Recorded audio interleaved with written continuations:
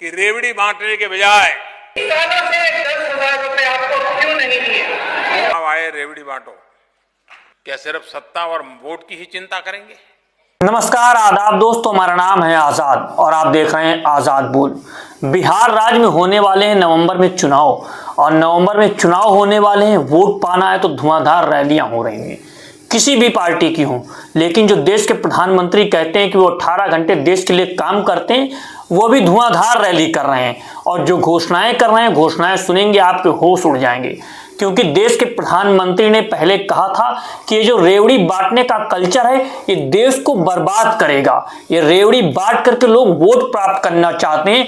जो लोग देश को विकसित नहीं करना चाहते हैं वो रेवड़ी बांटते हैं और वोट को खरीदने की कोशिश करते हैं। एक उदाहरण आपको देता हूं कि आप अगर गांव में रहते हैं तो आप देखेंगे कि प्रधानी के चुनाव होते हैं तो कैसे एक रात पहले 500-500, 1000-1000 रुपए बांटे जाते हैं लोगों को और कहा जाता है कि हम आपको पैसा दे रहे हैं, वोट हमको ही देना। लोगों को खूब दारू पिलाई जाती है, मुर्गा भात खिलाया जाता है और कहा जाता है कि वोट हमको मिलना चाहिए। उसी आधार पे अब बड़े लेवल पे किया जा रहा है वो रेवड़ी कल्चर जिसकी बुराई करते थे देश के प्रधानमंत्री। अब वो खुद कह रहे हैं कि महिलाओं को हम 10,000 रुपए महीना देंगे। ये बात और है कि पिछले कई वर्षों से उन्हीं की सरकार है, उन्हीं के लोगों की सरकार है, उन्हीं के गठबंधन की सरकार है। उन्होंने वो नीतियां नहीं बनाई जिस आधार पर महिला सशक्तिकरण हो सकता, जिस आधार पर आज पैसा ना बांटना पड़ता वोट प्राप्त करने के लिए। इसकी आलोचना प्रियंका गांधी ने भी की। आज खुले मंच प्रियंका गांधी ने जो बात कही वो आपको सुननी चाहिए। आप पहले प्रियंका गांधी का वीडियो देखिए, फिर इस पर हम चर्चा करते हैं। चुनाव आयोग को आपको 10,000 रुपए मिल रहे हैं तो ऐलान हो गया है कि आपको 10,000 रुपए दिए जाएंगे। 20 सालों से यहाँ कौन सरकार में रहा? 20 सालों से किसने नीतियां बनाई? 20 सालों से 10,000 रुपए आपको क्यों नहीं दिए? रुपए आपको मिलेंगे, लेकिन ये नहीं कह रहे कि हर महीने मिलेंगे। ये नहीं कह रहे कि आपका मानदेय 10,000 रुपए हो जाएगा कि उसको बढ़ाकर हम आपको 10,000 रुपए देंगे।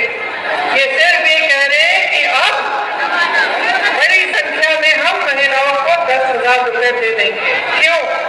ताकि आप अपना वोट उनको दें। सिर्फ एक ही मकसद है, एक ही नियत है। महिला पर क्या बीतती है?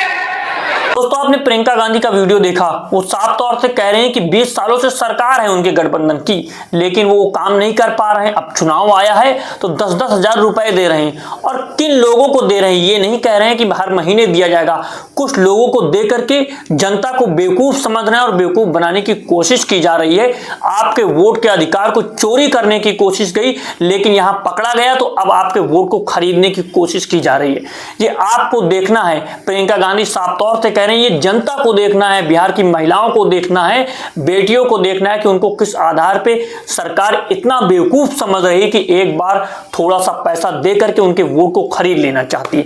तो क्या महिलाएं अपने वोट को बेच देंगी? आप देश के प्रधानमंत्री का यह वीडियो भी देखिए जो बहुत तेजी से वायरल हो रहा है।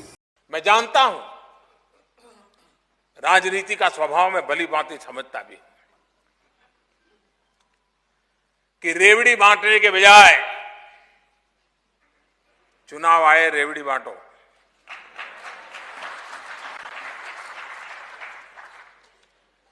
लेकिन क्या रेवड़ी बांटने के बजाय भी देश को मजबूत करने के लिए कोई और रास्ता नहीं हो सकता है? क्या सिर्फ सत्ता और वोट की ही चिंता करेंगे?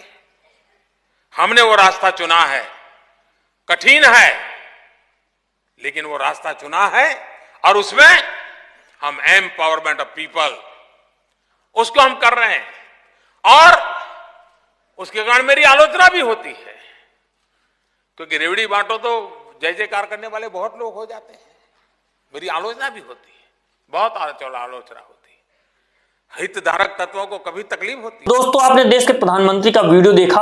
वो कह रहे थे कि हम रेवड़ी कल्चर को नहीं अपनाएंगे और जिस आधार पर देश को सशक्त करना है उस पर काम करेंगे। जिस भी पार्टी को रेवड़ी कल्चर अपनाना है वो अपनाती रहे, लेकिन वो अपनी कई बातों से एक बार नहीं हजारों बार मुकर चुके हैं। वो जिस आधार पर अपनी बातों को रखते हैं, उनके साथी जो उनके साथी मोटा भाई वो खुद कह देते हैं कि देश के प्रधानमंत्री तो जुमलेबाजी करते हैं। वो जुमला था और जुमले के आधार पर तो सरकार बनाई जाती है। राजनीतिक रैलियों में जुमलेबाजी की जाती है उसी आधार पर जनता सुनती है और जनता को बेवकूफ बनाया जाता है।